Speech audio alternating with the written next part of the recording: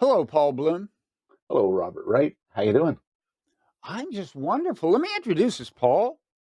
I'm Robert Wright, publisher of the Non-Zero newsletter, to which everyone should subscribe. This is a Non-Zero podcast. You're Paul Bloom, world-famous psychologist, uh, editor, publisher, and author of the world-famous Small Potatoes newsletter, author of literally volumes of AI training data. But then again, who among us isn't?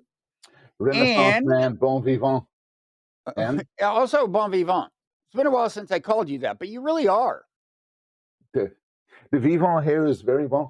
It's working out. And see, that's what I mean. I couldn't have said that because I don't know what either of those words actually mean. Well, Uh, I've been sitting in my house for the last few weeks just working away. You have been to Doha. I was in Doha, Qatar. Yes. And all I want to ask you is, how was the food?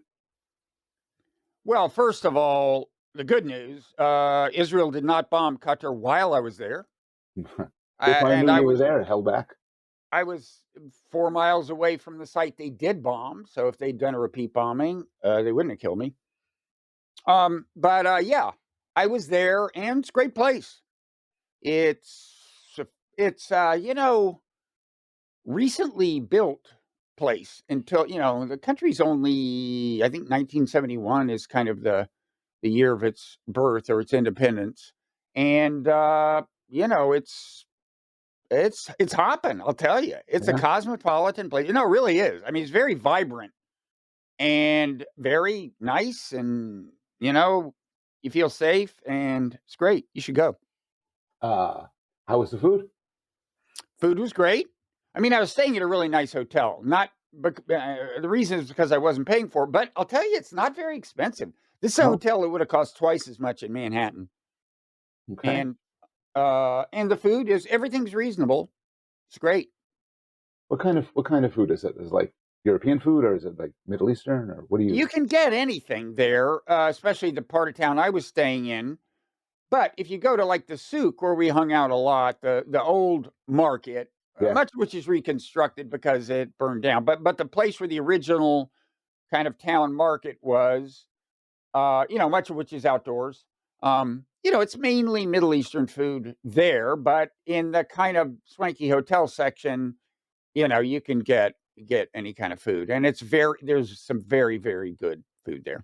Very nice, very nice. And they flew you there for a conference? No, I mean, the official guidance is don't say anything about this on social media until the thing airs. But I assume I can say it was under the Doha Debates brand, and it's a conversation about AI. And were you debating people about AI? It was a round table, but yeah, there was differences of opinion that we didn't conceal. And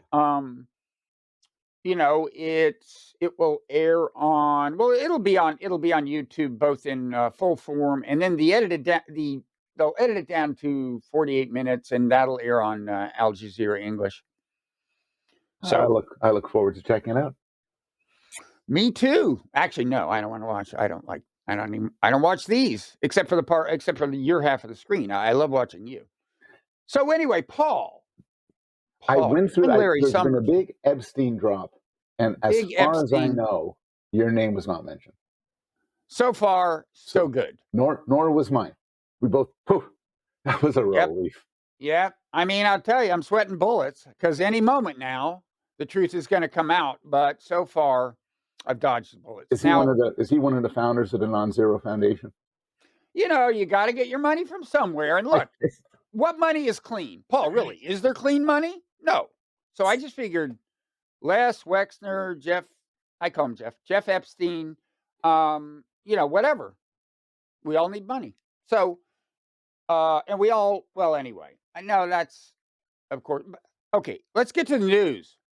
Before we get to the fact that your friend Larry Summers is in trouble over Epstein, let's just summarize. So, first of all, there was a documents dump. These had come, I gather, from the Epstein estate, actually. These are not from the Trump administration's files, but those now are, the files are supposedly going to be released in within 30 days. There was Are this they going to release congressional vote. the whole thing unredacted? Oh, I gotta think it's going to be redacted. I I mean, gotta I think. think it should be redacted. There's a lot of I I, don't. No, I mean, well, here's the problem. There are things that should be redacted. Unfortunately, we have no way of knowing whether they've gone beyond that in their redaction, and yeah, they will, of course. yeah. So, uh, you know, I don't know. I mean, oh, I'd love to see the totally unredacted version. But look, let me tell you something that's already come out. A lot, this was a pretty big documents dump, and the one that's already out, and I came across this thing today that about how Epstein was in touch with Steve Bannon. Have you read up on that? A little bit, yeah. Kind of interesting because I mean, here's kind of the part that interests me.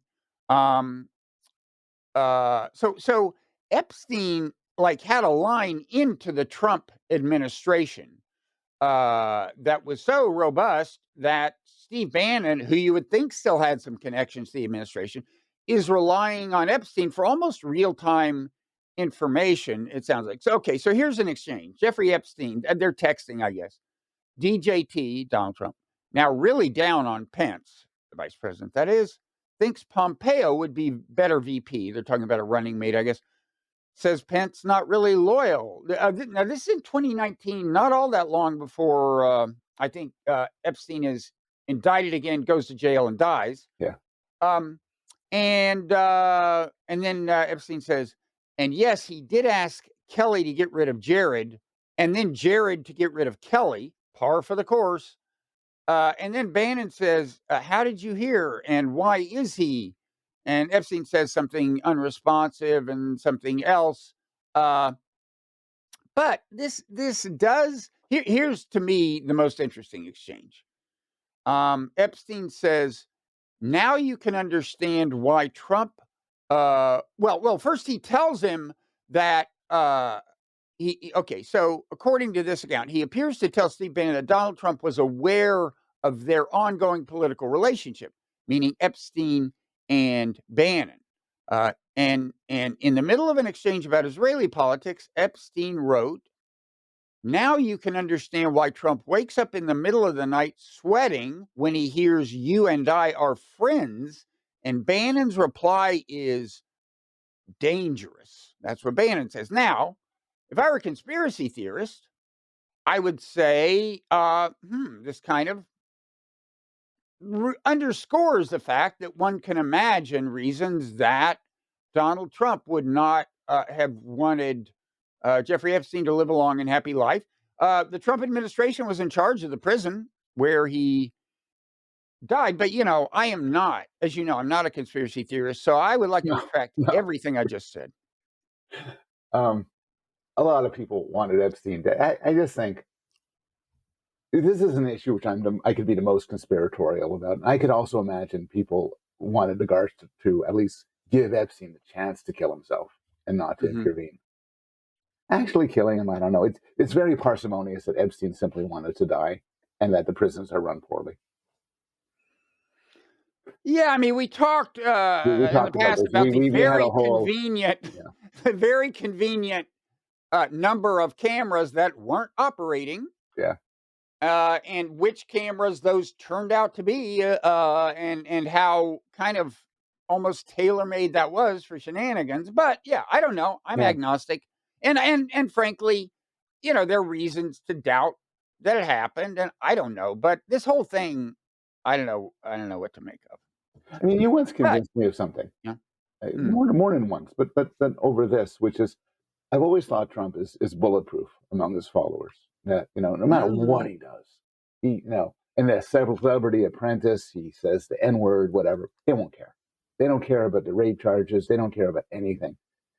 Pedophilia or whatever this falls into, may be the one exception, given how much the sexual exploitation of teenagers and children is at the core of the QAnon ideas and everything. So this could really something here really could hurt him among the true believers. Well, yeah, and I mean, I see that you're trying to postpone the moment where you have to confront the fact that your friend Larry Summers is in deep trouble, but we'll get to that. I do on this point. Yeah, I mean, somewhat separate from this, but related to it, are all these stories about a split within MAGA. I say somewhat separate from it because this isn't the only factor. I mean, Marjorie Taylor Greene embodies this split. She and Trump, Yeah. last time I checked, are now more or less enemies. And she used to be called the Queen of MAGA.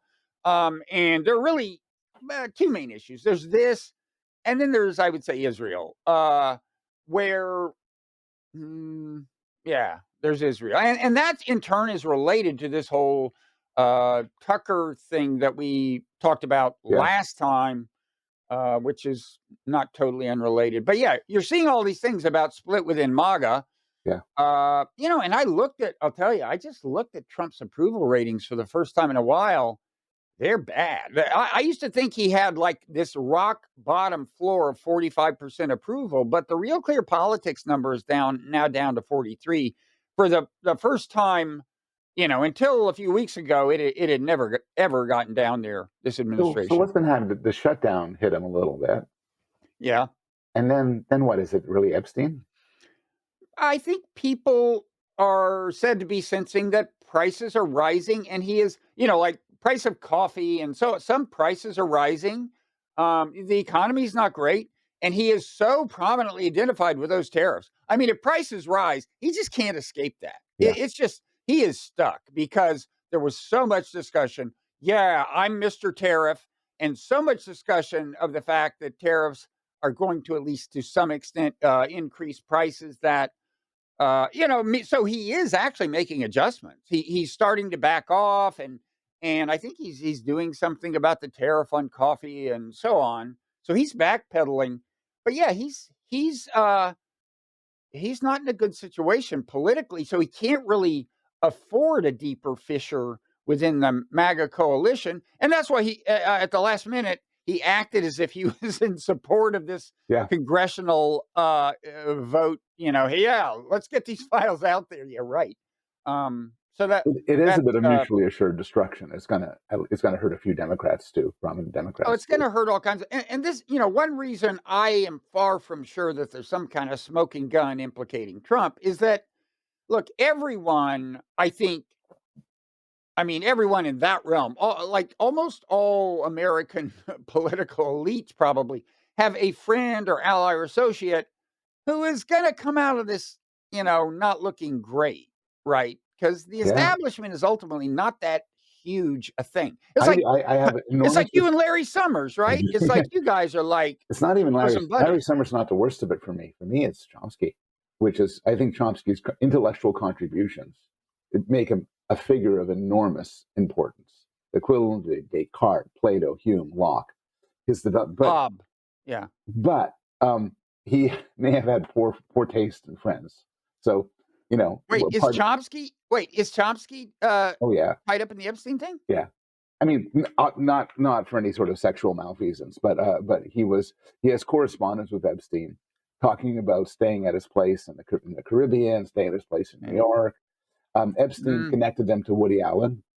They got together. The three of them got together for lunch. And then Chomsky wrote a rather glowing, seemed like a recommendation letter for Epstein. The context was unclear, but he said this is a really smart guy and very creative and so on. So I don't know. Good example. There's an interesting question about charm. Epstein seemed to have a lot of friends, and not schmoes and losers.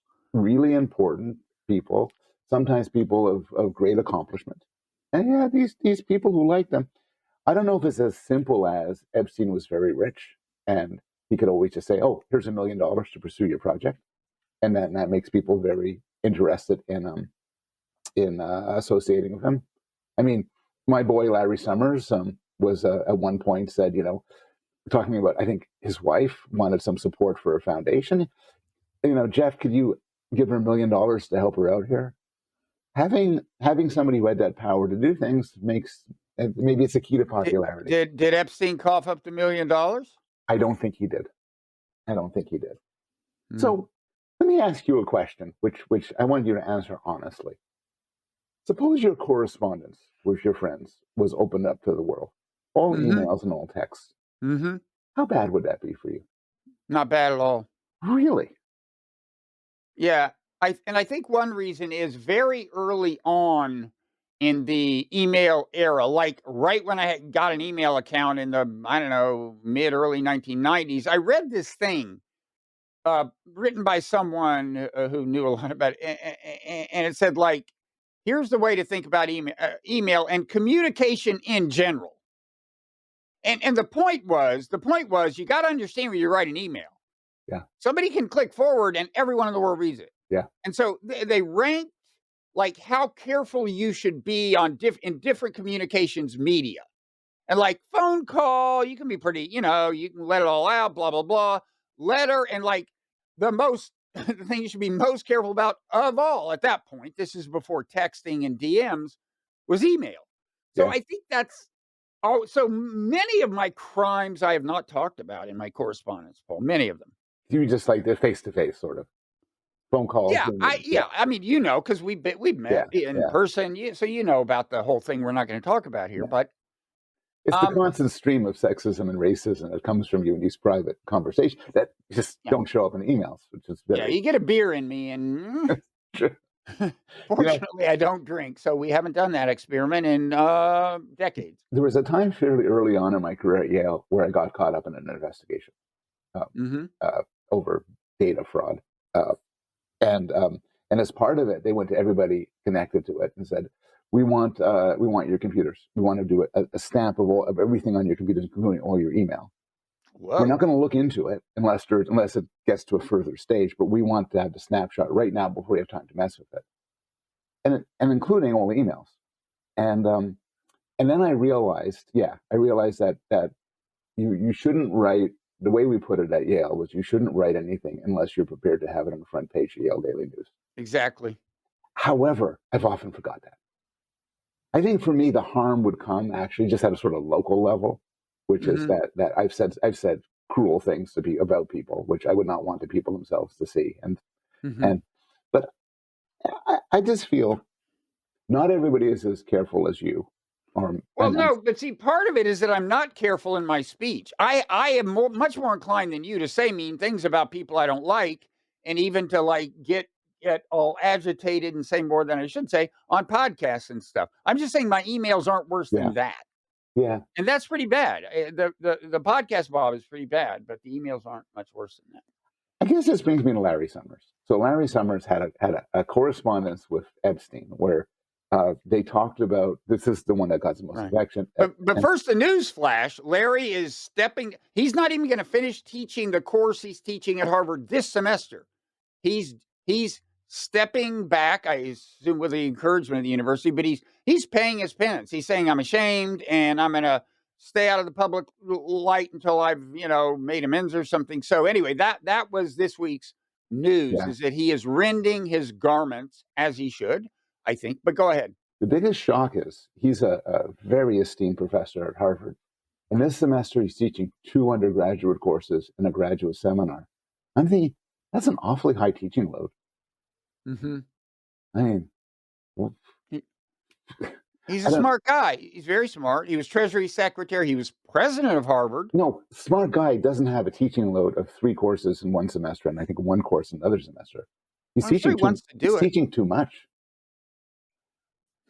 Nobody wants Not anymore. Not anymore. We solved that problem. You think this is the sort of conspiratorial notion, this is all set up to reduce his teaching load. This is just his way of reducing his teaching load. He's a very far-seeing person. That's right. We set the seeds for it.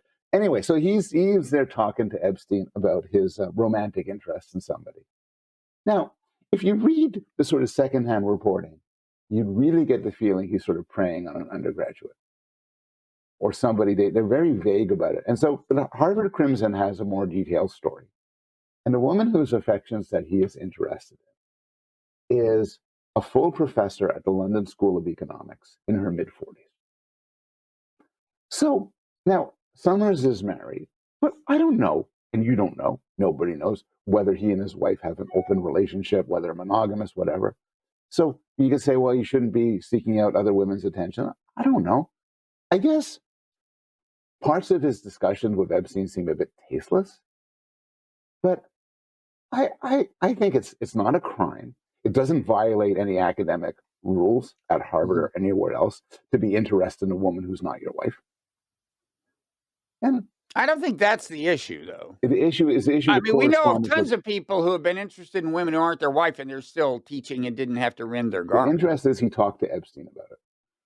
Yeah, he was. It's. I mean, here's the way I would put it, and I don't really have a position on. I don't know whether he should be compelled to step in. I do think this is a deeply embarrassing and a borderline shameful thing. But here's the way I would kind of put the reason. So the exchange with Epstein, it's like Epstein is his dating coach. Yeah. It's like one of those, it's like, those books, what is it called? The Game or something. When there was all that publicity about those how to pick up women books, and there turned out to be this whole subculture. And this is where the word neg comes. These things.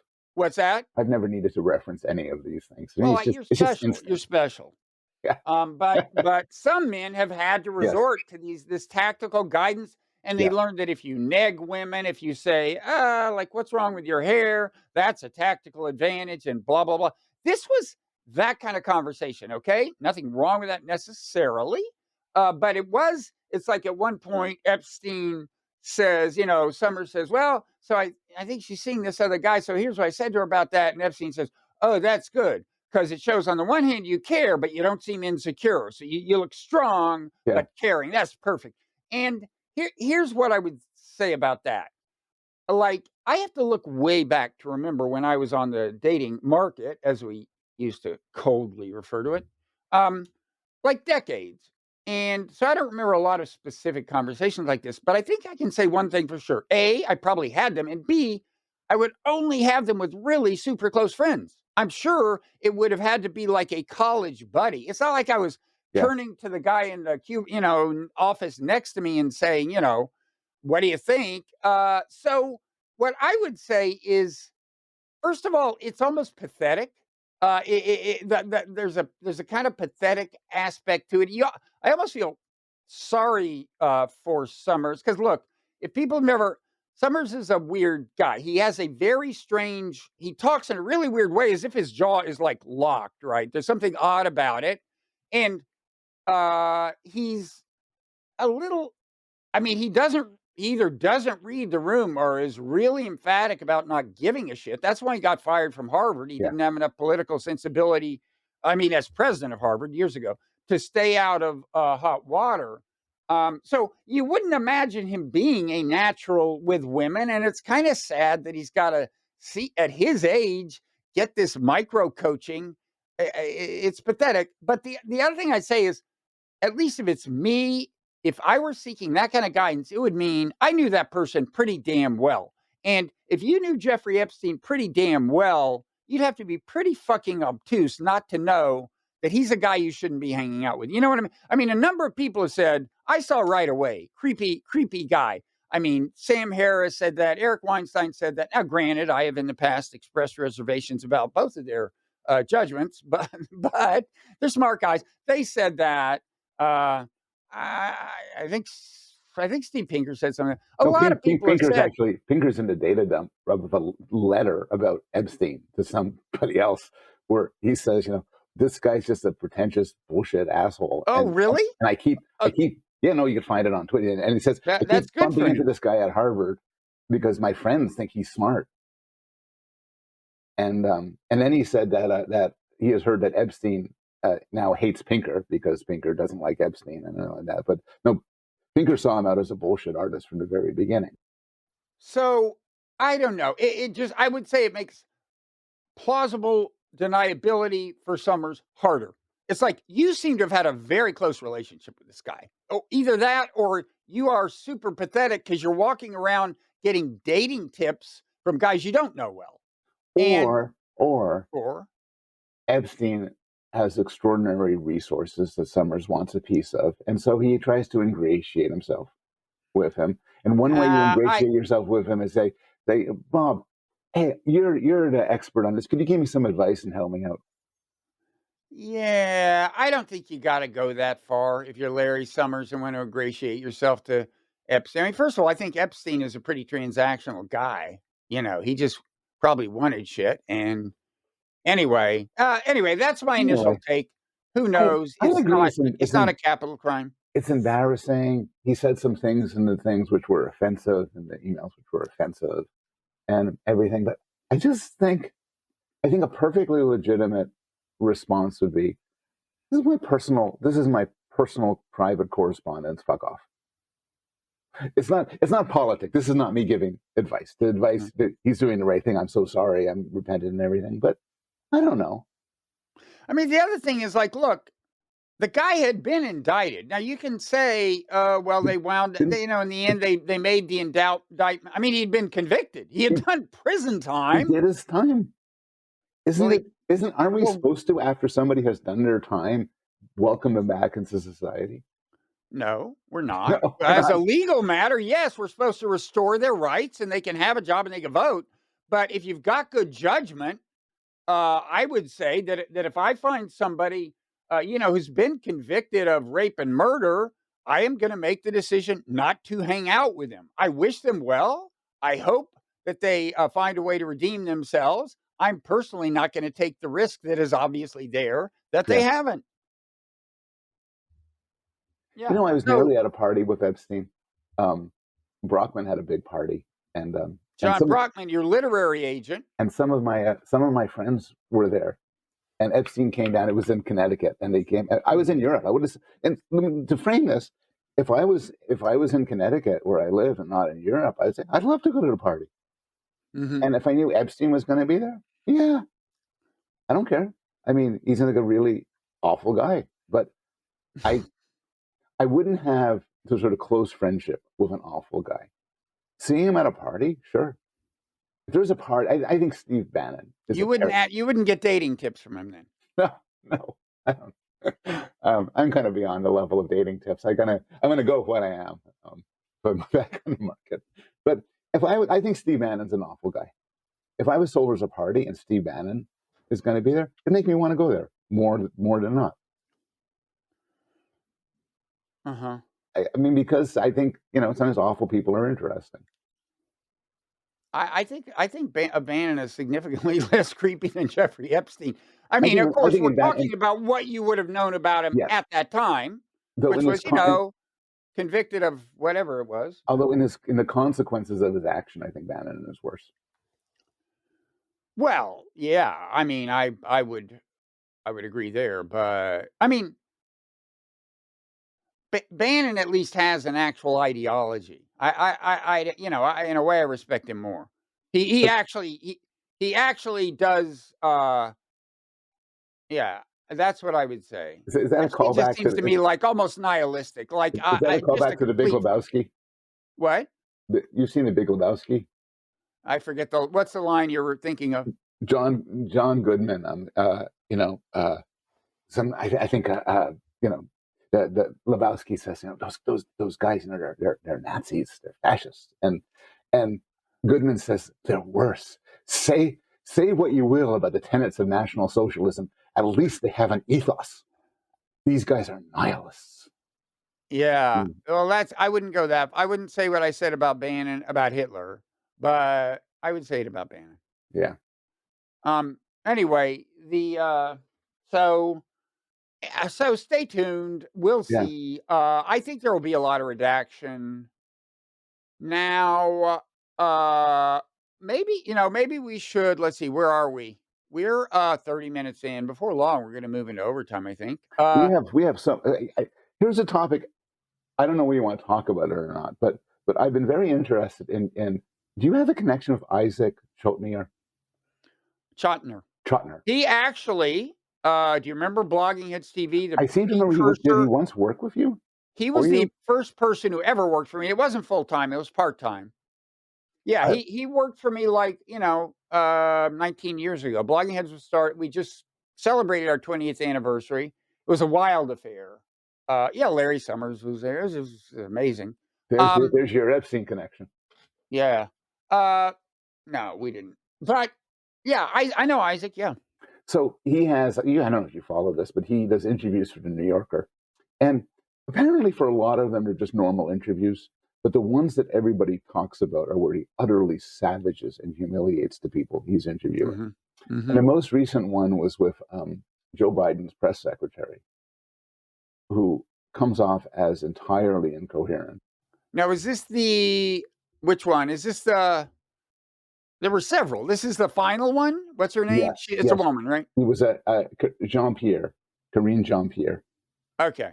and I read it, and it's awful. It's basically she's entirely incoherent. Like she's furious about that they kicked Biden out, and then but is unable to defend why she's angry.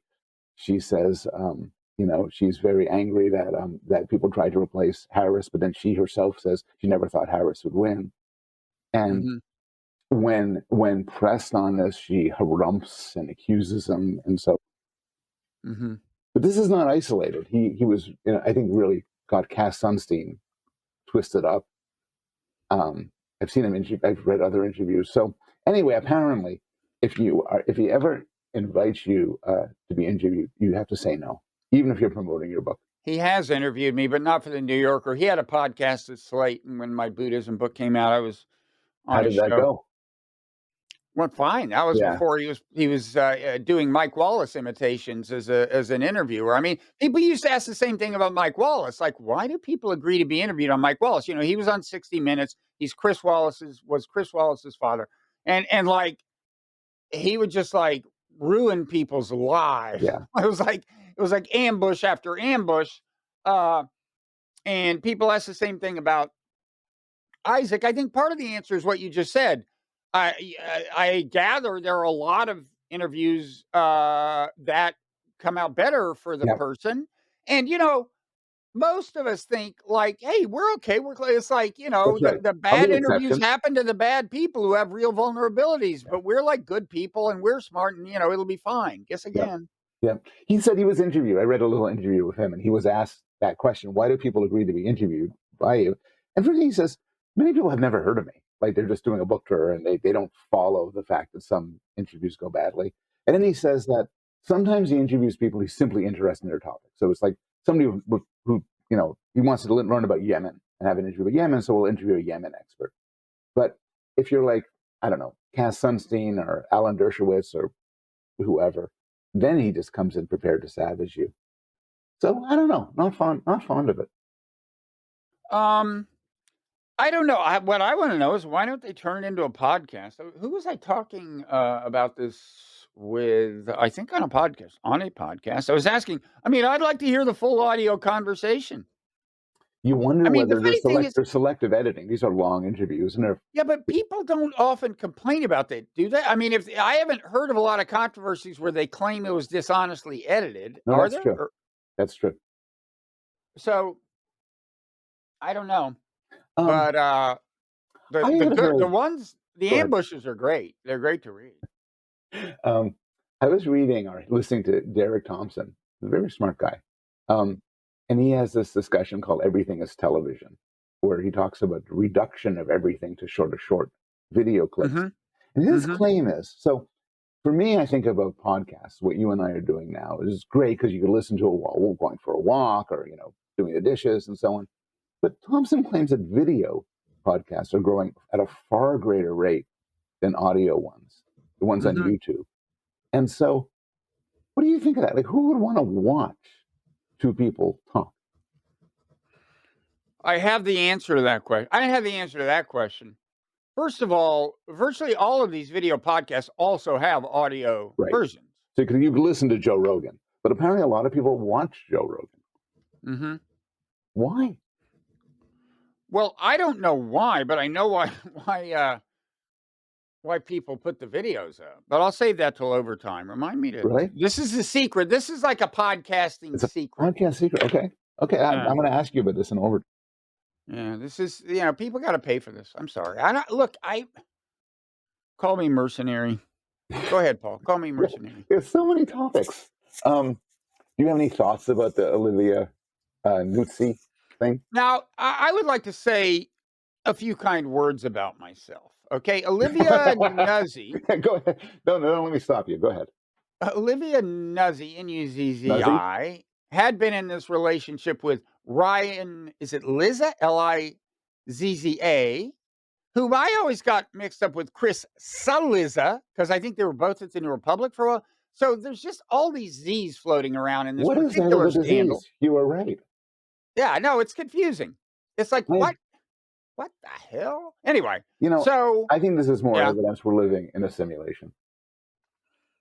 Oh, there's so much evidence of that. You Do know, I have stories for you? Like, what about the fire alarm in my hotel at 3 a.m. the night before I was taping, I was taping this thing in the morning? Fucking fire alarm at 3 a.m.? Give okay, me a break. yeah, That's simulation. simulation, That was a simulated fire alarm. or a malevolent god, but not That's this. actually the way I interpreted it. But Okay, so let me just say many Z's. about myself. I would say when you emailed me and said you were interested in talking about this Olivia Nuzzi thing, I thought, I don't find this that interesting. And I gotta say, I think that speaks highly of me. And the fact that you want to talk about this, salacious, you know, gutter level sex scandal I'm not sure it's entirely flattering for you, or I'm not sure it reflects well on your character. But look, I don't judge, Paul. So All I know is that it you said, reflects well on me that I'm not interested in this. Now take it away.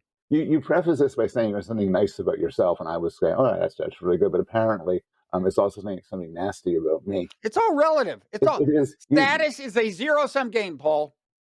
it doesn't have to be zero sum with each other, but nonetheless, it's fine. It's true. It's a fair attack, because I often think, like, I gotta talk to Bob. I'm looking forward to it, but at heart, he's not just an intellectual. He's a journalist, and he wants to talk about the issues of the day. Well, I might want to talk about broader Olivia things. Nuzzi. Yeah, I want to talk about broader issues. But now I felt, oh, Bob would like this because it's gossipy and it's contemporary, connects to politics.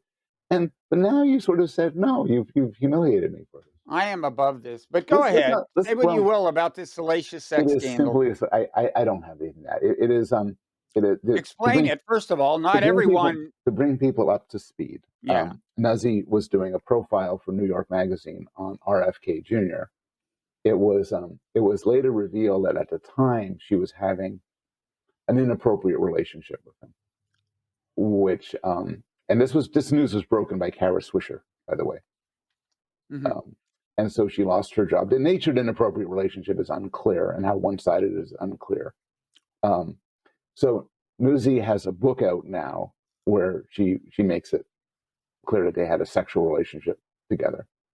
And then a couple of days ago, her partner, her ex-husband, Ryan Lizza. I don't know that they were married. When I read the article that you virtually forced me to read, it said that they had been living together in this swanky Georgetown place, and were these socialites, and they had a big book contract. They're going to write a book together, and so on. And anyway, go ahead. So Lizza writes the Substack post, which is a marvelous piece of writerly misdirection. It was classic. So it starts by saying, she comes back from a trip, and she has a backpack and some papers spill out, some hotel stationery, and he looks at the hotel stationery, and it's love letters, and it's love letters to an older man who's a politician who's running for president, who's like, and so he tells the whole story, and and you totally think it's surprise, and then at the very end, he calls up their agent, and he says, I have some big news. Olivia is having an affair with Mark Sanford. And so this is the story of another big-time politician that she has had an inappropriate former governor. For those of you too young to remember, his everlasting contribution to our culture was to coin the euphemism hiking the Appalachian Trail, because when he was actually down in South America, a married man down in South America, cavorting with a woman who was a journalist, by the way, it seems to be a habit. His press office, when they said, well, wait, where is he? And they were getting suspicious. It's like, oh, no, he's not in South America. It's like, well, where is he? Why doesn't he show up in Washington? They said, he's hiking the Appalachian Trail, which is so perfect because it's like the most remote place in America. It's like, you can't even land a helicopter there's no way to get to him if he's on the Yeah. Appalachian Trail. And it's also a So very American thing to do. It's hiking the Appalachian Trail. I've done it, not the whole trail, Not but the I've whole done thing, it. but I've been on the Yeah. Appalachian Trail. Yeah. Um, So anyway, go anyway, ahead. That's anyway, what. so this is just this. There's this media blast. She got a nice profile on New York Times. Her book has been excerpted in Vanity Fair. And as far as I know, there's no deeper moral in this. But love, romance, betrayal. It's just interesting. Yeah, it was. It seemed to me almost a little sad that he felt the need to like retaliate for her affairs. Yeah. But I can see it. I can see it. And look, what do I know? Anyway, the whole thing, made me feel a little unclean. But I guess if this is the kind of thing I have to do in order to stay on good terms with you and maintain this podcast, whatever, Paul. But Now, can we return to the kinds of high-minded things I like to talk about? Jeffrey Epstein. That's right. Conspiracy theories of all sorts. Yeah. To connect it to Larry Summers, I just think if we could dial up the level a little bit of forgiveness and understanding, I would be in favor of that. I think we are too censorious as a rule. You're asking me to do that in this case? I'm asking our species to do that. I'm asking American culture to do that. Well, I may do it, but we will not find out until overtime. And so that's another edge of your seat thing. Will Bob forgive Larry Summers? I'm typing it down. So I'm writing this down. You're going to tell us about video podcasts. Forgive Larry Summers. Secrets of podcasters. Let's not exaggerate here. Okay, and then what else? We're going to talk about. Last time we talked about whether AI is in a bubble. Relevant news from NVIDIA, from Google, and so on. We're going to talk about this show just a little bit, because I've only seen the first one. You've seen the first three. Pluribus. Yep. Looks like a good show. Yep, very good show. Sci-fi thing done by the guy who did Breaking Bad, Vince Gilligan. Vince Gilligan is great. And you want to talk about the great feminization, and Helen Andrews. By the way, hidden in that, there's a story in the Helen Andrews thing that that's her name, right? That you don't know about, but there's a jilted boyfriend retaliation story that she was part of that is actually weirder significantly than the Ryan Lizzo one. There's so many reasons for people to become paid subscribers, either to my newsletter, the Not Your Newsletter, or your newsletter, so that they can enjoy the overtime session. How do they resist? Is there anyone who's not going to do this? I don't get it. Paul? Yeah. Paul? I'm just trying to think. I'm trying to sum this up. I want to get some sort of, not closure, but some connection, some overall theme. And I want to push the forgiveness angle, which is that I think for all of us, maybe not you, but for all of us, things taken out of private correspondence, private conversations, often we're not at our best. Often we're purposefully not at our best with people who we're friends with, who we're acquaintances with, when we're drunk. And I just think you don't judge people on that. There's something like I feel like I'm responding to the Stasi, the secret police, which tapes everything and uses this to humiliate and blackmail people. I just think we should tone that down a bit. So free Larry Summers. Actually, I have things to say about that. And let's visit them, because while in Doha, I after I taped my thing, I went to a taping of another thing that they were doing in the Doha debates, which was a debate on free will. Okay. Where I had to be in the same room with a compatibilist, but it happens. Anyway, he was on stage. I wasn't.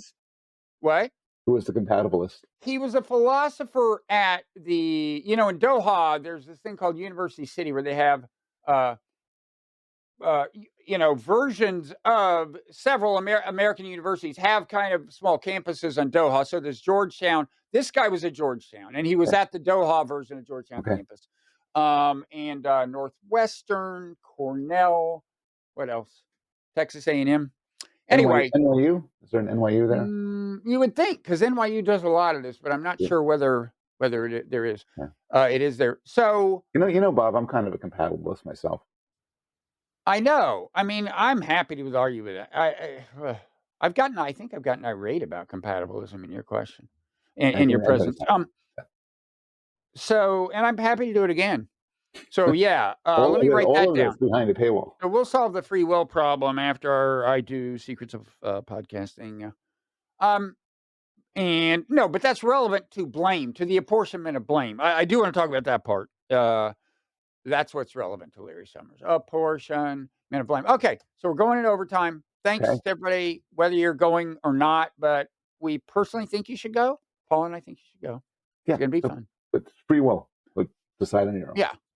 And smash the like button in any event. Smash Okay. smash that like button. Yes. Yes. Rate us and review us on your Rate and favorite review. podcast platform. Or app. Yeah. Or both. Okay. Or